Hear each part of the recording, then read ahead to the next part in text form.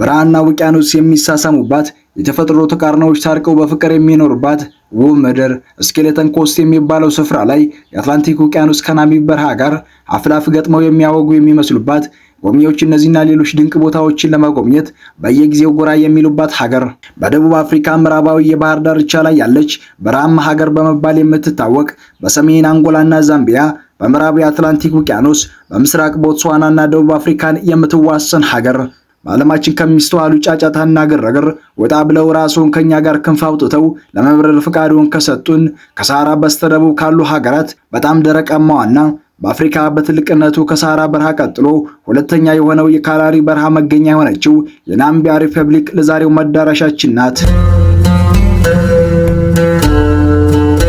ናምቢያ ምንም እንኳን የአየር ንብረቷ በጣም ሞቃት ቢሆንም ማለቂያ የሌላቸው በረሃማ ሜዳዎች፣ ሰፊ የሳቫና ምድር፣ ረጃጅም ወንዞች፣ ተራሮች፣ የአትላንቲክ ውቅያኖስ የባህር ዳርቻ፣ አያሌ የዱር አራዊቶችና እጽዋትን ይዛለች።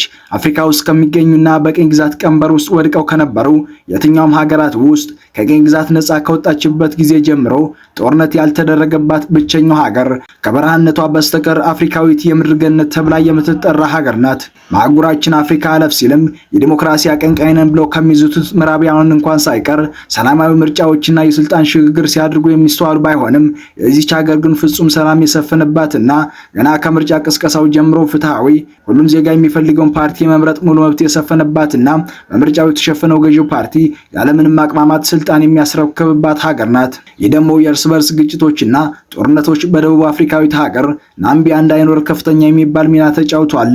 ከቅድመ ታሪክ ጀምሮ የኮይሳን ዳማራና ናማ ሰዎች ይኖሩባት የነበረች በ14ኛው ክፍለ ዘመን አካባቢ የባንቱ መስፋፋት አካል ሆነው ወደ ሀገር የመጡ የባንቱ ህዝቦች የገቡባት ሀገር ናት። እንደ አውሮፓውያን አቆጣጠር ከ1600 ጀምሮ የኦቫምቦ ሰዎች እንደ ኦንዶጋና ኦኳኒያማ ያሉ መንግስታትን መስርተውባታል። እንደ አውሮፓውያን አቆጣጠር በ1884 የጀርመን ስርወ መንግስት በአብዛኞቹ ግዛት ላይ የበላይነትን በማስፈን የጀርመን ደቡብ ምዕራብ አፍሪካ በመባል የሚታወቅ ግዛት ፈጠረ። በ20ኛው ክፍለ ዘመን ከአንደኛው የዓለም ጦርነት በኋላ ጀርመን በደቡብ አፍሪካ ኃይሎች ተሰብራ መላው ናምቢያ የጀርመን ወራሪ ኃይሎችን በመዋጋት ናምቢያ የደቡብ አፍሪካ አካል ሆነች። ደቡብ አፍሪካዊት ሀገር ናምቢያ እንደ አውሮፓውያን አቆጣጠር በ1990 ከየትኛውም ሀገር የነበረባትን ቀንበር በመገርሰስ ነፃነቷን ተቀናጅታለች። ናምቢያ የሚለው የሀገሪቷ ስም ከናሚብ በረሃ ጋር የተገናኘ ሲሆን ይህም በዓለም ላይ ካሉ ጥንታዊ በረሃዎች አንዱ ነው። ናሚብ የሚለው ቃል ራሱ ከሆይ ቋንቋ የመጣ ሲሆን ትርጉሙም ትልቅ ቦታ ማለት ሲሆን ስሙን የመረጠው ዕውቁ ናምቢያዊ ፖለቲካ ሞምሩምባ ኬሪና ነው። እንደ CIA መረጃ ናምቢያ 825,000 ኪሎ ሜትር ስኩዌር ስፋት የያዘች በመሆኗ የቆዳ ስፋቷ አፍሪካ ውስጥ ካሉ ሰፋፊ ሀገራት ውስጥ አንዷ ያደርጋታል። አጠቃላይ የህዝብ ብዛቷም 3 ሚሊዮን ሲሆን ይህም ሰፊ የቆዳ ስፋት ይዘው ጥቂት ህዝብ ካላቸው ሀገራት ተርታ እንድትሰለፍ የራሱን ጉልህ ሚና ተጫውቷል። በአጠቃላይ የህዝብ ቁጥሯ የሀገራችን ዋና መዲና የሆነችውን አዲስ አበባን ግማሽ እንኳን የማትሆነው ናምቢያ በሀገሪቱ ከሚኖር ህዝቦች 97 በመቶ የክርስትና እምነት ተከታይ መሆኑን ቬስት ናምቢያ በድረገጹ ላይ ይፋ አድርጎ ነበር። እንደ አውሮፓውያን አቆጣጠር በ2024 የናምቢያ አጠቃላይ ሀገራዊ ምርት 14 ቢሊዮን ዶላር ገደማ የደረሰ ሲሆን በጣም የሚያስገርመው ግን የቁጥር ከሀገራችን ጋር ሲነጻጸር ትንሽ ቢመስልም 3 ሚሊዮን ህዝብ ላላት ሀገር ግን እጅግ ብዙ ከመሆኑ ባሻገር የነፍስ ወከፍ ገቢዋ $12,000 አካባቢ ሲሆን በዓለም 120ኛ ደረጃን በእጇ እንድታስገባ አድርጓታል።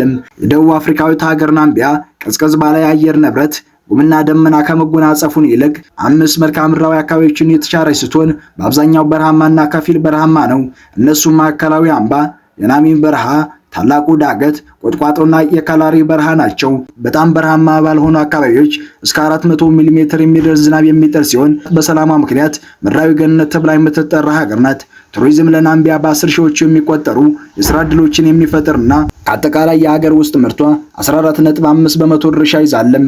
ሀገሪቱ በአፍሪካ ቀዳሚ መዳረሻ ጎብኚዎችን ለማስተናገድ ብዙ ሎጆችና መጠባበቂያዎችን በስፋት የገነባች ህጋዊ አደን እያደገ የመጣባት ተወዳጅ ስፖርት ሲሆን የናምቢያ ኢኮኖሚ አካልም ነው።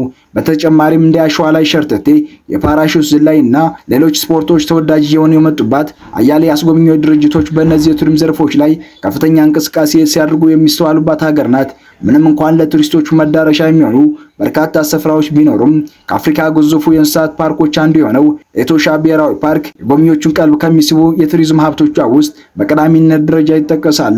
ልክ እንደ የዱር አህያና ከባድ መጥፋት አደጋ የተጋረጠበት ጥቁር አውራሪስን ጨምረው የተለያዩ የዱር አራዊት ዝርያዎች የሚገኙባት 200 አጥቢ እንስሳት፣ 645 የወፍ ዝርያዎችና 115 የአሳ ዝርያዎች የያዘች ሀገር ናት። በዓለም ላይ እንደ ዝሆን፣ አውራሪስ፣ አንበሳና ቀጭኔ ያሉ ትልልቅ አጥቢ እንስሳት የሚያገኙባት ብቸኛው በረሃ ናሚቢያ ውስጥ ይገኛል። በዚህች ሀገር ጎብኚዎች ከዱር አራዊትና መልክዓ ምድር ባሻገር ባህላዊ እሴቶች እንዲጎበኙ የተመቻቸላቸው እንደ የሂምባ፣ ሄሮሬ፣ ሳንና ዳማራ ጎሳዎች የባህል የአኗኗር ዘይቤና የተለያዩ መገለጫዎች የጎብኚዎቹን ቀልብ ይስባሉ። ዊንድሆክ የናሚቢያ ዋና መዲናና ትልቋ ከተማ ሲሆን ይህች ውብና ጽዱ ከተማ በተራሮች መከበባ ብዙዎችን ግርምት ላይ ጥላልም። እንደ አውሮፓውያን አቆጣጠር በ2023 በወጣ መረጃ መሰረት ከተማዋ ከ400,000 በላይ ነዋሪ ያዘች የሀገሪቱ የፖለቲካ፣ የባህል፣ ኢኮኖሚና ሌሎች መስኮች ማዕከል ናት።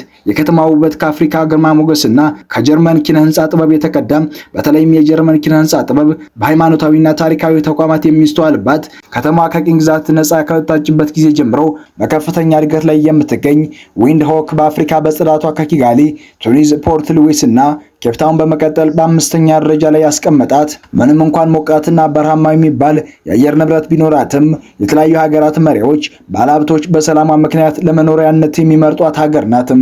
በጣም የሚያስገርመው የሚታየው ሁሉ ምድረ በዳ ዙሪያውም ተራራ በሆነበት እጅግ ደረቅ በሆነ ወደር ባልተገኘለት ሀሩራማ በረሃ መሃል ጥም ይዘውት በመንገላታት ላይ ሳሉ ድንገት ከአድማስ አይኖት ዘመናዊ ማቀዝቀዣ ቢመለከት ምን ሊሰማዎት ይችላልም? ነገሩ እንዲህ ነው። በናሚቢያ የሚገኘው የናሚብ በረሃ መሃል በሀገሪቱ መንግስት የተቀመጠ ፍሪጅ ወይንም ደግሞ ማቀዝቀዣ ከሚጠጣ ውሃ ጋር አረፍ ለማለት ካሰቡ ለእርሰው ማረፊያ ይሆን ዘንድ ከተዘጋጁ ቅንጡ ወንበሮች ጋር ተዘጋጅቶ እርሶን ይጠብቃሉ። ከፀሐይ ኃይል የሚሰራው ማቀዝቀዣው በየጊዜው ንጽህናውን እየተጠበቀ ይጸዳልም። ጥራቱን የጠበቀ ውሃም ይቀመጥበታል።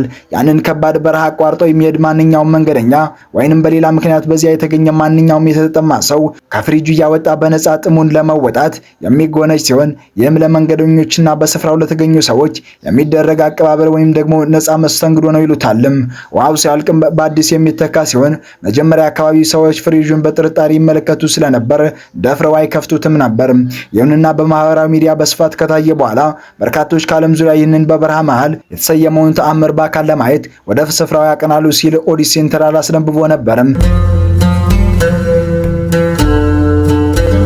እንደ ጎርጎሪያን አቆጣጠር በ1900 ተነድፎ በ1910 ተጠናቆ ስራ የጀመረው ጥንታዊ ኢቫንጀሊካን ሉተሪያን ቤተክርስቲያን ክራይስት ቸርች የተሰኘው ጥንታዊ ህንፃ የከተማዋ መገለጫ ተደርጎ ይወሰዳልም።